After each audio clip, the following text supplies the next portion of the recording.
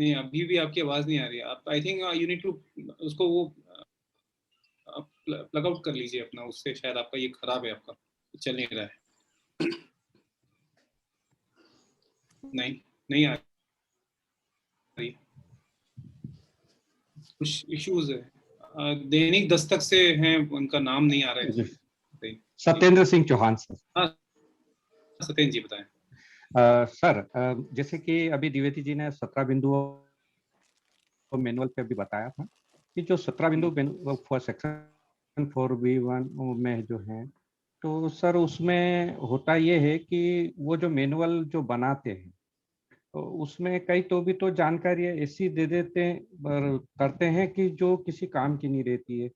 अब 17 बिंदु के मैनुअल में तो कहीं कहीं ये दे देते हैं कि हमारे स्टॉप में ये 4 प्यून है, 2 बाई हैं जो पानी पिलाती, मतलब इस ये है प्रकार के जो कि किसी का महत्व कोई नहीं है, महत्व ही नहीं है। तो वो आप उसको उसके लिए तो आपको मतलब है उसको बाहर निकलवा, पर वो 17 बिंदु में 17 बिंदुओं से बाहर बिंदुओं में ले निकलना लिया पड़ेगा, जाता तो है। उसको उसके लिए तो पता नहीं कोई प्रोसेस होगी जिसके तहत आप, अगर आप नहीं चाहते हो, आपको लगता है कि वो व्यर्थ के मतलब है उस व्यर्थ के बिंदु हैं, ये जानकारी आप जानना नहीं चाहते हैं क्या स्टाफ है, तो I don't know, like I mean यहाँ कोई होंगे जो उस पर रोशनी डाल सकते हो कि 17 बिंदुओं में से कोई बिंदु अगर नहीं चाहते हो तो उसको कैसे बाहर किया जा सकता है। सर मुझे मौका देंगे?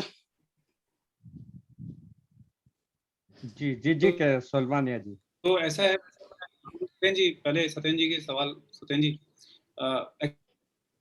एक्चुअली क्या है कि हम लोग तो अभी ये देख रहे हैं, और इनफैक्ट गवर्नमेंट के साथ हमारी ये अपेक्षा होती है कि ज्यादा से ज्यादा जानकारी दी जाए। पर अब वो सर एक्ट में दिया हुआ है कि आपका स्टाफ कितना होगा, उस स्टाफ का क्या क्या काम होगा, तो वो इसीलिए दिया जाता है।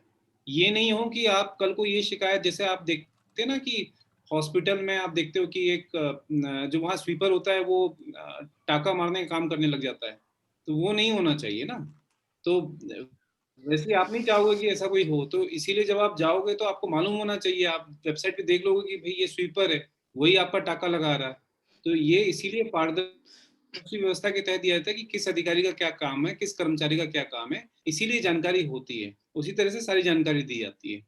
तो इसीलिए मतलब मुझे तो ये जानकारी वैसे नहीं लगता है कि ये जानकारी नहीं होनी चाहिए, उल्टा होनी चाहिए ये जानकारी, क्योंकि आप अगर आगे देखोगे तो ऐसे कई स्कैम्स आते हैं सामने।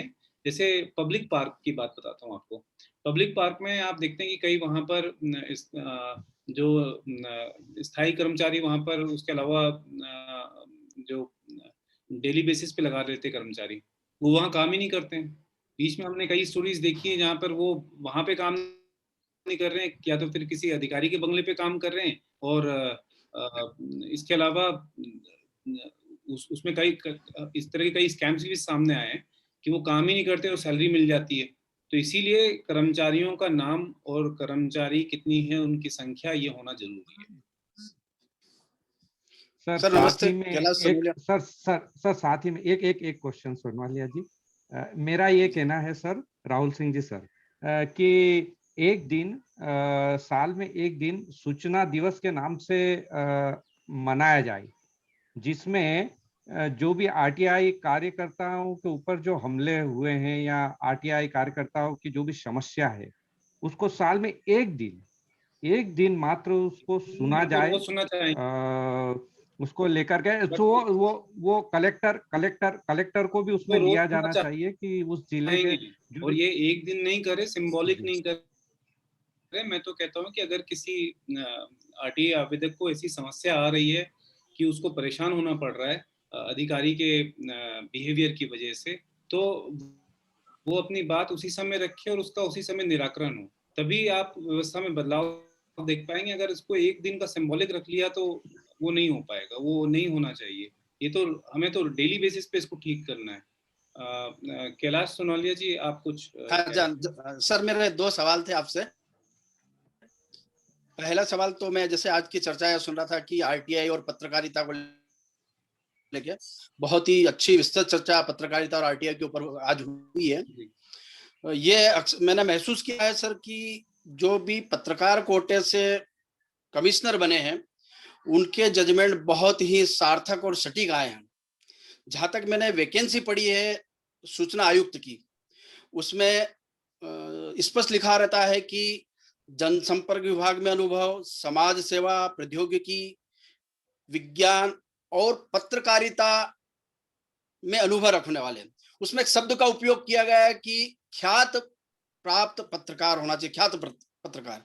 तो सर इसकी क्या डेफिनेशन है, ख्यात पत्रकार किसको मानेंगे? ये आत्मदीप जी बताएंगे इसकी डेफिनेशन, तो आपके पुराने।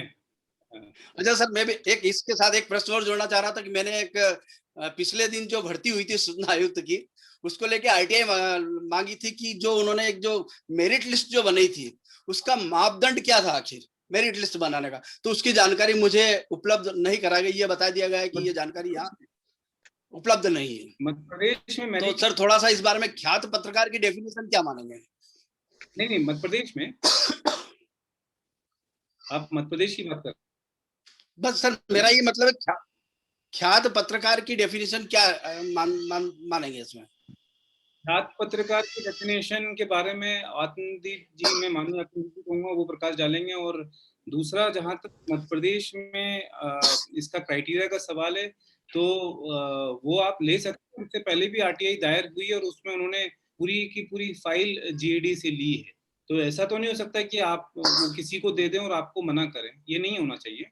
उसके लिए आप अपील कर दीजिए अगर आपको ऐसे डिनाई किया गया है। गलत है डिनाइल। सर दूसरा सवाल आत्मदीप जी जवाब देंगे इस बारे में। एक सवाल और आपसे था, गत दिनों आपने एक बहुत अच्छा ऑर्डर दिया था मनरेगा लोकपाल को लेके,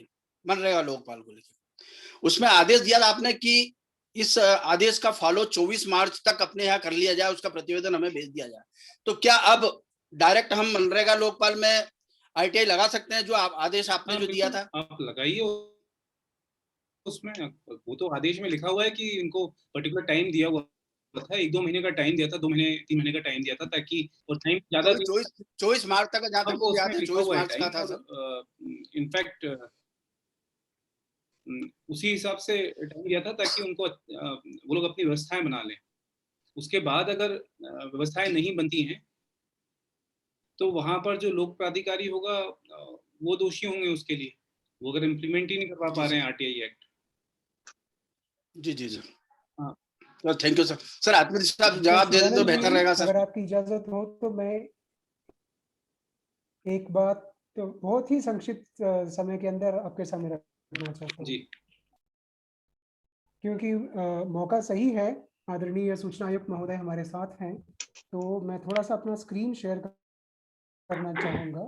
ये वेबसाइट है, आप देखिएगा, क्योंकि धारा नंबर 4 की बात हो रही थी जहाँ पर स्वैच्छिक रूप से सूचना प्रकट करने की बात की गई है कानून में। ये है मध्य प्रदेश के राजस्व विभाग के उनके अपने डेडिकेटेड वेबसाइट।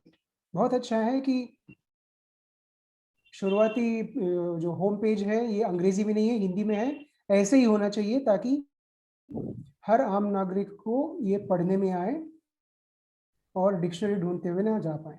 लेकिन आगे आप जाएंगे तो सिंपल सा एक लिंक है, बजट। तो बहुत सारे लोग आरटीआई में इसलिए एप्लीकेशन डालते हैं ये जानने के लिए कि जो निधियों को विधायिका ने इस्तेमाल करने के लिए मंजूरी दिया है तो हर विभाग या हर सरकारी दफ्तर उसका कैसे इस्तेमाल कर रहा है।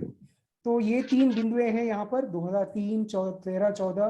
तो ये तो जाहिर है कि एकेडमिक इंटरेस्ट के हैं। तो क्लिक करते हैं और देखें, क्लिक कर रहा हूं मैं और देखिए क्या खुलता है।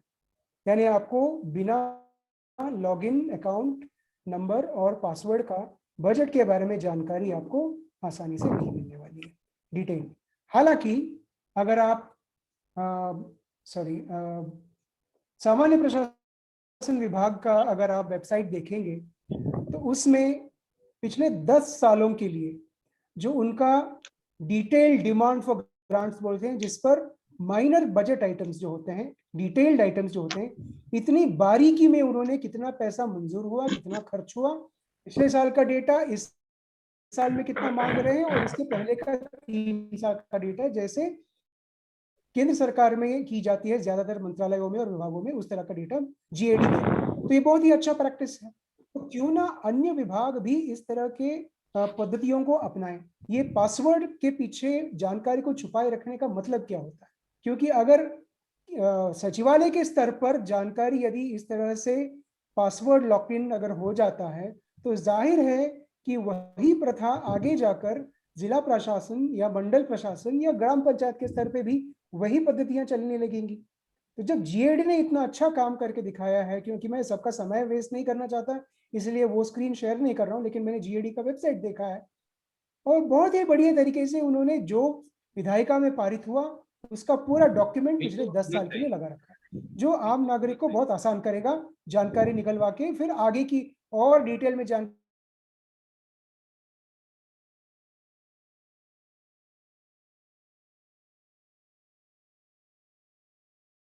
पढ़े लिखे लोग हैं। तो मेरा सबसे गुजारिश यही है कि देखिए जो जानकारी मिल नहीं रही है उसके लिए तो हम लड़ाई लड़ेंगे ही, वो अलग बात है।